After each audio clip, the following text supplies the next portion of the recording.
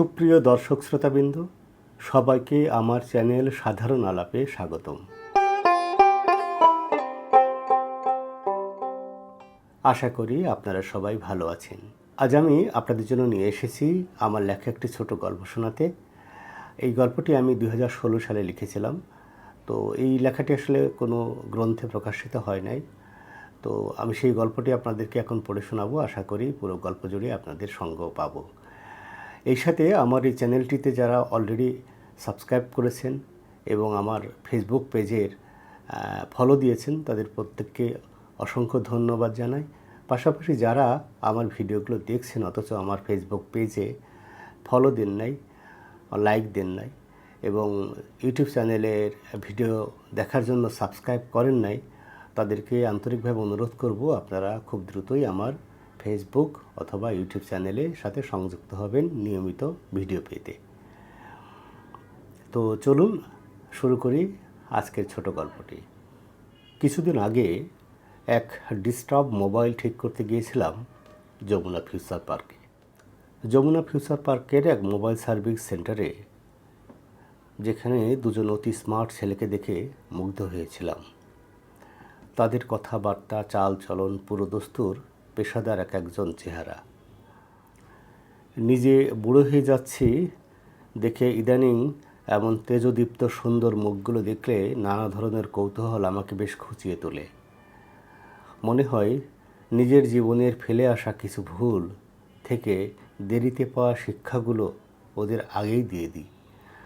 পরামর্শ দেবার মতো সহজ আর ঝুঁকিপূর্ণ কাজ জগতে কমই আছে। পরামর্শ তাই নিতে ভালো না লাগলেও দিতে বেশ লাগে।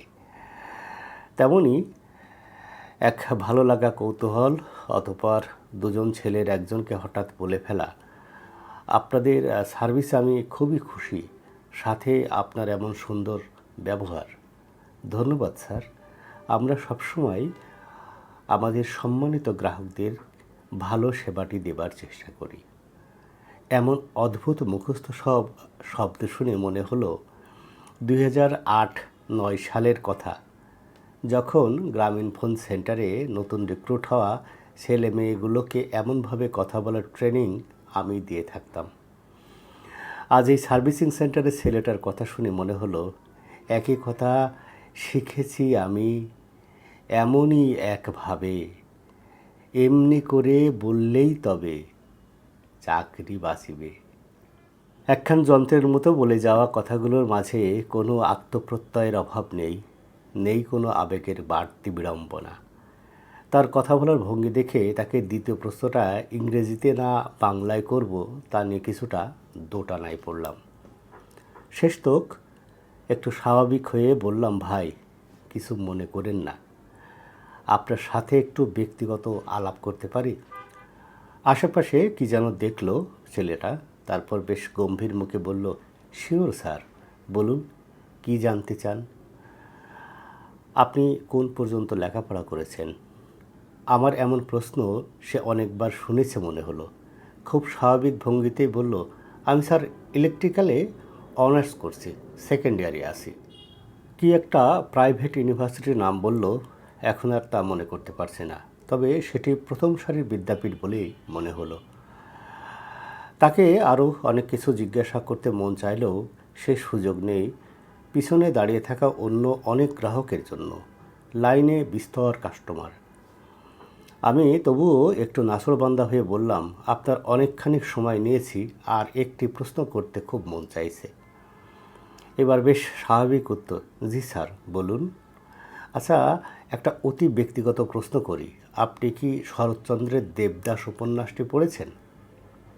ছেলেটি বেশ ভদ্র এক হাসি দিয়ে বলল, উপন্যাসটা পড়িনি স্যার, তবে মুভিটি দেখেছি। ও আচ্ছা, বলে সেই লাইন ছেড়ে চলে আসতেই শুনলাম অন্য কাস্টমার নিয়ে তার যান্ত্রিক কথাবার্তার সূচনা সুর। কিভাবে সাহায্য করতে পারি ম্যাম? সার্ভিস সেন্টার থেকে ফিরতে ফিরতে একটি প্রশ্ন বারবার মনে কামড় দিচ্ছিল। মুভি দেখা আর উপন্যাস পড়ার মাঝে যে বিস্তর পার্থক্য, তা কি এই খণ্ডকালীন চাকুরে ছাত্রছাত্রীরা বোঝার বাইরেই রেখে দেবে? মনের এমন কামড়াকামড়ি ভাবনা নিয়ে অনেক রকম বিতর্ক তৈরি হওয়ার সুযোগ আছে। তেমন একটা ঝুঁকি এবং আপন কর্মের স্ববিরোধী এক মতামত হলেও আর সেটি যেন বারবার মনে হচ্ছে। ছাত্রাবস্থায় খণ্ডকালীন চাকরির ফাঁদে পা দিয়ে এসব ছাত্রছাত্রীগুলো সুন্দর এই শিক্ষা জীবনের সোনালি সময়গুলোকে কি এক বেহায়া স্রোতে ভাসিয়ে দেয়। এদের দেখলে কেবলই কেন যেন মনে হয় ফুল ঠিকমতো ফোটার আগেই কর্পোরেট এক মহিলা কর্মীর শৌখিন খোপার মালা হতে ঝরে গেল কোমল কুড়ির মতো। ভিন্ন ভিন্ন নানান কারণ থাকলেও মানুষ প্রধানত টাকার জন্যই চাকরি করে। যতই তলে তলে বলা হোক, নিজের সক্ষমতা বাস্তব জগতে কেমন কাজে দেয় তা দেখার জন্যই এমন খণ্ডকালীন চাকরি। আদতে সেটা টাকারই প্রয়োজন। খণ্ডকালীন চাকরি আর লেখাপড়া শেষে ইন্টার্নশিপ করা এক নয়। ইদানিং ঢাকায় অনার্স করছে এমন ছেলেমেয়েগুলোর অধিকাংশ নানা ধরনের খণ্ডকালীন চাকরিতে জড়িয়ে আছে। টাকার অভাব মেটানোর এমন কৌশল আগে ছিল না, এখন হয়েছে। আগে যখন 5টা-6টা টিউশনি করে একটি ছাত্র বা ছাত্রীর মাসের অর্থাভাব গেছে, আজ তা কোনো এক বড় কোম্পানির এসি রুমে বসে এটা ওটা করার মাঝখান দিয়েই সম্ভব হয়েছে। এই এটা ওটার মাঝে অনেক রকমের থাকলেও ক্ষতিটা সেই একই, ছাত্র জীবনের অনেকখানি ফিনিশ। সরস্বতীর উপাসনায় লক্ষ্মীর এমন পাঁচালি আওড়ানো ছাত্রনাং অধ্যানাং তপ কথাটার গায়ে কি যেন এক অপূর্ণতা আটকে আছে।